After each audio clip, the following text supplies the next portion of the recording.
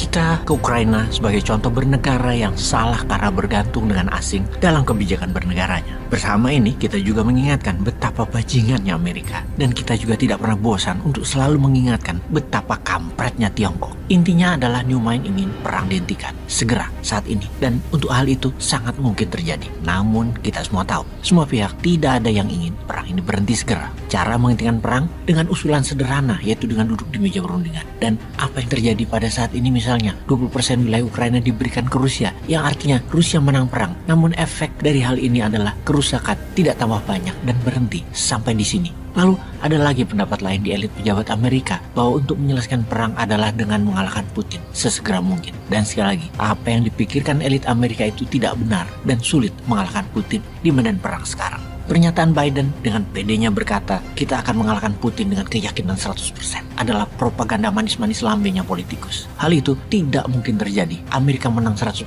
di Ukraina dan Putin kalah adalah tidak mungkin. Bagaimana bisa mengalahkan sebuah negara yang punya 1.600 hulu ledak nuklir? Bukan hanya Amerika yang berpikir begitu. Uni Eropa atau Eropa Barat juga berpikir demikian. Mereka bisa mengalahkan Putin menurut mereka. Walau harga-harga terutama energi di Eropa sudah naik 7 kali lipat, penduduknya menderita parah dibandingkan tahun lalu, bahkan sejak 2 tahun yang lalu. Secara teritorial Ukraina telah terambil 20%. Apa yang telah terjadi saat ini membuktikan bahwa Putin sudah menang. Dan kita harus mengingatkan rakyat Ukraina, terutama pejabat anti Amerika itu yaitu Zelensky, untuk mulai berpikir tentang rakyat dan negaranya. Stop percaya kepada sekutu barat, kepada Amerika. Stop jadi proxy war-nya Amerika perang terhadap Rusia. Sekali lagi, perang ini bukan perang Ukraina, tetapi proxy barat, proxy Amerika perang di lahannya Ukraina. Sadarlah Zelensky, karena negaramu akan hancur. Tragedi hancurnya Ukraina adalah karena kegagalan elit Ukraina melihat barat dan proxy war ini. Mungkin karena pemimpinnya mantan pelawak dan entertainment, dianggap perang ini hiburan kali ya.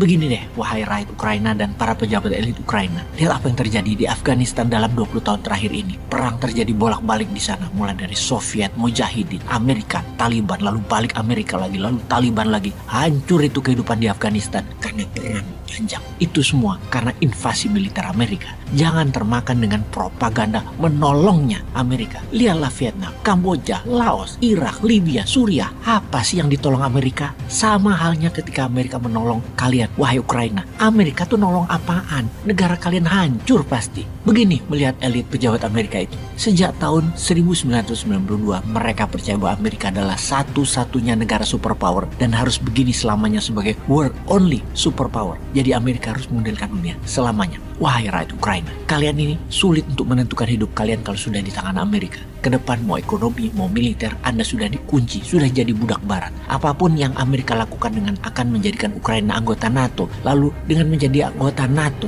maka barat akan punya pangkalan militer di sana. Amerika akan bangun pangkalan militer di sana. Dan inilah ancaman bagi Rusia. Ini semua adalah nation threat-nya Rusia. Contoh nih ya, contoh. Kita akan mengingatkan negara pemerintah Meksiko untuk tidak bekerja sama dengan Tiongkok, di mana Tiongkok bisa membangun pangkalan militernya di Meksiko. Dan kalau hal itu terjadi, dalam hitungan menit Amerika pasti menyerbu Meksiko. Karena pangkalan militer tadi dan kerjasama tadi dengan Tiongkok adalah Amerika nation threat-nya, ancaman bernegara Amerika. Atau misalnya ya, kalau Indonesia negara berdaulat seperti Rusia aja, Tiongkok membangun pangkalan di Timur Timur seperti saat ini, dalam hitungan detik Timur Timur diserang Indonesia. Kalau sekarang ya kita diem-diem baik ke internasional daripada nggak jabat panjang lagi. Kembali ke Eropa, Kanselir Jerman Olaf Scholz Januari 2022 pernah menemui Putin ketika Putin sudah gelar senjata di perbatasan Ukraina dengan mengatakan Jerman tidak setuju dengan perluasan anggota NATO. Namun Putin menjawab, Jerman bukan penentu NATO, Amerika yang menentukan. Dan terbukti sekarang NATO adalah sekutunya Amerika, bukan sekutunya Jerman.